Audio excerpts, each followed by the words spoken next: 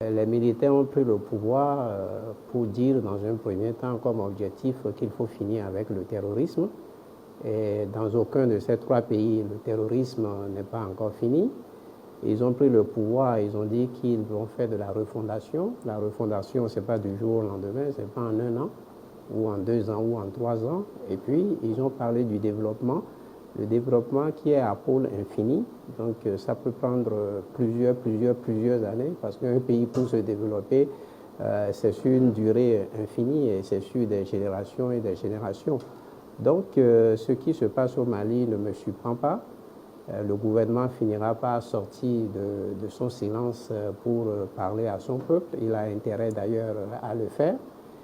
Et ils trouveront l'alternative pour régler ce problème-là qui est créé de toutes pièces par manque d'anticipation, parce qu'ils savaient très bien que la transition arrivait à échéance. Ils en avaient pleinement conscience. Mais ils n'ont rien fait, ils ont vu ça venir, ils ont certainement un plan. Je me dis qu'ils ont certainement un plan, parce que on ne prend pas le pouvoir et puis on est assis, on regarde les choses venir. On a certainement une lecture des choses, on a certainement un plan à tout ce qui arrive dans la gestion d'une république. Donc, je retiens que la fin du régime ou la passation de charges au niveau du Mali n'est pas pour demain. Quand j'analyse les choses, aujourd'hui, c'est trois pays qui évoluent ensemble.